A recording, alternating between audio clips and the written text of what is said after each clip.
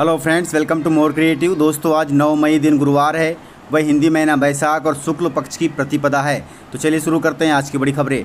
यदि आपको खबरें पसंद आए तो वीडियो को लाइक जरूर करिएगा और आप हमें प्रदेश के किस जिले से देख रहे हैं कमेंट बॉक्स में ज़रूर बताइएगा। दोस्तों, यदि आप चैनल पर नए हैं तो चैनल को सब्सक्राइब कर बेल आइकन पर क्लिक कर दें ताकि अगला वीडियो आपको शीघ्रता से मिले। 10वीं और 12वीं के छात्रों के लिए महत्वपूर्ण खबर है। महत्वपूर्ण खबर के तहत जिन छात्रों को किसी भी विषय में कंपार्टमेंट अर्थात सप्लीमेंट्री आई है, वे बोर्ड की ऑफिशियली वेबसाइट www.mpbsc.nic.in पर जाकर के 7 जून तक सप्लीमेंट्री परीक्षाओं के फॉर्म भर सकते हैं। रीटोटलिंग के लिए भी एक दिन पहले अर्थात 7 जून तक फॉर्म भर सकते हैं। इस परीक्षा के जरिए छात्र अपने स्कोर को सुधार सकते हैं और फेल हुए सब्जेक्ट में पास हो सकते हैं। आप सभी को बता दें कि सप्लीमेंट्री परीक्षा जून महीने में होगी। वहीं बोर्ड ने हाई स्कूल तथा हायर सेकेंडरी स्कूल की पूरक परीक्षाओं के लिए समय सारणी भी जारी कर दी है। हाई स्कूल हायर सेकेंडरी नियमित तथा स्वाध्यायी छात्रों के लिए 500 रुपये परीक्षा शुल्क होगा। हायर सेकेंडरी की पूरक परीक्षा 8 जून को आयोजित की जाएगी। वहीं हाई स्कूल की पूरक परीक्षा 10 जून से 20 जून तक होगी। यह परीक्षा एक ही पाली में होगी अर्थात सुबह 8 बजे से दोपहर 11 बजे तक आयोजित की जाएगी। इसलिए तिथियों का ध्यान रखें और अपनी पढ़ाई शुरू कर दें। बोर्ड परीक्षा में पास होने के लिए प्रत्येक विषय में कम से कम 33% मार्क होने चाहिए।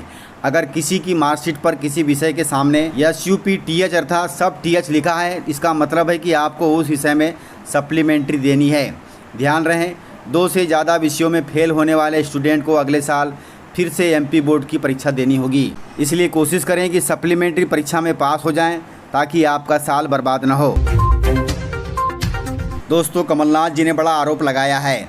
आरोप के तहत उन्होंने कहा कि बीजेपी संविधान बदलना चाहती है और आरक्षण भी खत्म करना चाहती है। वहीं कमलनाथ जी ने कहा कि कांग्रेस हमेशा से समाज के वंचित, दलित, आदिवासियों और गरीबों के साथ रही है और सरकार बनने पर वह उन बस्तियों को अनुसूचित क्षेत्रों में अधिसूचित करेगी जो आदिवासी बहुल होंगे, अर्थात आदिवासियों के लिए सरकार काम करेगी। कमलनाथ जी ने कहा कि भारतीय जनता पार्टी संविधान बदलना चाहती है ताकि आरक्षण समाप्त कर सके और समाज के वंचित वर्ग के अधिकार छीन सके, लेकिन कांग्रेस यह नहीं होने देगी। कांग्रेस अपने न्याय पत्र में हिस्सेदारी न्याय को लेकर आई है, जिसके तहत गिनती करो अर्थात सामाजिक व आर्थिक समानता के लिए हर व्यक्ति वर्ग की गिनती होगी। वहीं आरक्षण का हक, जिसके तहत संवैधानिक संशोधन द्वारा 50% सीमा हटाकर SC ST OBC को आरक्षण का पूरा हक दिया जाएगा। वहीं जितनी SC ST की जनसंख्या है उस हिसाब से उनका बजट रखा जाएगा ताकि उनके लिए किए जाने वाले कार्यों में बजट की कोई कमी न हो। इस प्रकार कमलनाथ जी ने बीजेपी पर निशाना साधा है। वहीं केंद्र में कांग्रेस की सरकार आने पर आदिवासियों, गरीबों, वंचितों तथा दलितों के लिए काम करने की भी बात कही है। दोस्तों, प्रधानमंत्री मोदी ने राहुल गांधी पर बड़ा हमला किया है। प्रधानमंत्री मोदी ने कहा कि आपने देखा होगा कि कांग्रेस के शहजादे अर्थात राहुल गांधी पिछले 5 साल से सुबह उठते ही माला जपना शुरू कर देते थे। वह माला थी राफेल वाली। अब राफेल वाला मामला ग्राउंडेड हो गया है। तब से उन्होंने एक नई माला जपना शुरू कर दिया है। 5 साल से एक ही माला जप रहे हैं, 5 उद्योगपति, 5 उद्योगपति। फिर धीरे धीरे अंबानी अडानी कहने लगे, लेकिन जब से चुनाव घोषित हुआ है इन्होंने अंबानी तथा अडानी का नाम लेना बंद कर दिया है और उनको गाली देना भी बंद कर दिया है। प्रधानमंत्री ने कहा कि मैं शहजादे से पूछना चाहता हूं कि ये अब उनका नाम उनको गाली क्यों नहीं दे रहे हैं। लगता है कि राहुल गांधी ने अंबानी तथा अडानी से काले धन के बोरे भरकर लिए हैं। उन्होंने कहा कि मैं पूछना चाहता हूं कि आपने क्या सौदा किया है जो आपने रातों रात अंबानी तथा अडानी का नाम लेना, उनको गाली देना बंद कर दिया। इस प्रकार प्रधानमंत्री मोदी ने राहुल गांधी पर हमला बोला है। दोस्तों, महाकाल की नगरी उज्जैन की शिप्रा नदी में अरबों रुपए शुद्धिकरण के लिए लग रहे हैं, लेकिन फिर भी नदी मैली हो रही है। मध्य प्रदेश की धर्मधानी उज्जैन में प्रवाहित माँ शिप्रा की महिमा पुराण गाते हैं। यह वही सरिता है जिसमें अमृत गिरा था। यही मोक्षदायिनी का तट है जहाँ हर 12 वर्षों में सिंहस्थ का मेला लगता है। इसी में स्नान करने के लिए अपार आस्था लालायित रहती है। मान्यता है कि माँ शिप्रा अपने भक्तों को मोक्ष प्रदान करती है, लेकिन आज भी वह गंदी है। माँ शिप्रा के गंदेपन को दूर करने के लिए अरबों रुपए लग रहे हैं, अरबों रुपए खर्च हो रहे हैं, लेकिन अभी तक वह गंदी है। इस पर सरकार को संज्ञान लेना चाहिए।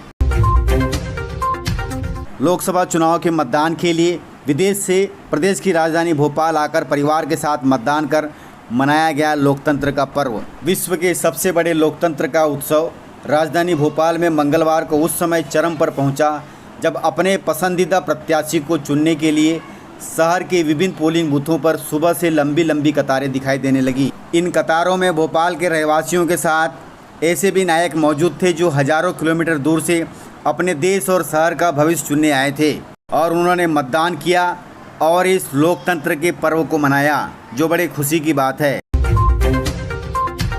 दोस्तों, उज्जैन जिले से खबर है। उज्जैन में बदमाशों के हौसले बुलंद हैं। रुपए दोगुना करने के नाम पर 35 लाख रुपए की ठगी कर लिए बदमाशों ने। राशि दोगुना करने के नाम पर एक व्यक्ति से 35 लाख रुपए की ठगी का मामला सामने आया है। एक व्यक्ति ने अपने दोस्त के कहने पर उसे वर्ष 2020 में 35 लाख रुपए उधार दिए थे। वह उसे दोगुना कर देगा, मगर जब रुपए वापस मांगे गए तो दोस्त ने उसे बिजली कंपनी तथा बैंक के फर्जी दस्तावेज बनाकर दिखा दिए और पैसे नहीं दिए। पुलिस ने मामले की जांच की तो सभी दस्तावेज फर्जी मिले। वहीं पुलिस ने बताया कि लक्की सिंह चावड़ा उम्र 42 वर्ष है, जो उज्जैन जिले के निवासी हैं। उन्होंने वर्ष 2020 में 35 लाख रुपए डबल करने के लिए दिए थे, लेकिन ठग ने न तो 35 लाख रुपए दिए और न ही डबल पैसे दिए। इस प्रकार प्रदेश के अधिकांश जिलों में ऐसा ठगी का मामला आते रहता है, इसलिए आप सभी सावधान रहें। इस प्रकार से कोई भी पैसों को दुगना नहीं कर सकता। जब बैंकें नहीं कर रही है तो एक व्यक्ति कैसे कर सकता है? इसलिए कभी भी इन ठगों के चंगुलों में न फंसें। दोस्तों, मजाक बन गई है मध्य प्रदेश में सीखो कमाओ योजना। प्रशिक्षण लेने वाले युवक लापता हैं, लेकिन प्रशिक्षण देने वाले हर महीने ले रहे हैं सरकार से राशि। दोस्तों, शिक्षित युवाओं को रोजगार से जोड़ने तत्कालीन मुख्यमंत्री शिवराज सिंह चौहान के कार्यकाल में सीखो कमाओ योजना का शुभारंभ किया गया था, जो अब मजाक बनकर रह गई है। दमोह जिले के तेंदुखेड़ा ब्लॉक में ऐसा ही मामला सामने आया है, जहां प्रशिक्षण लेने वाले युवा गायब हैं और प्रशिक्षण देने वाले शासन से राशि ले रहे हैं। योजना के बारे में बात करें तो योजना में शिक्षित युवा जिनकी आयु 18 से 29 वर्ष है, उनके लिए यह योजना थी। किसी भी फर्म या प्रतिष्ठान में जाकर कार्य सीख सकते थे। उसके बदले जो उनको प्रशिक्षण देगा उसके लिए शासन प्रतिमाह उन्हें राशि देगा। लेकिन अब योजना ठंडे बस्ते में चली गई है। दोस्तों, खिलाड़ियों ने किया है देश भर में रोशन अपना नाम। हाल ही में नेपाल में हुए इंडो नेपाल इंटरनेशनल चैंपियनशिप में इंदौर के बच्चों ने एक बार फिर देश व शहर का नाम रोशन किया है। इंदौर की राज आर्चरी एकेडमी की अध्यक्ष शर्मिला भालसे जी ने बताया कि हमारे 4 तीरंदाजों ने अलग अलग वर्ग में खेलते हुए देश को कुल 12 स्वर्ण पदक एवं दौड़ में 1 स्वर्ण पदक दिलाए हैं और शहर का और देश का नाम रोशन किया है। इसके अलावा उन्होंने देश में अपना नाम भी रोशन किया है। ऐसे खिलाड़ियों को पूरा देश नमन करता है।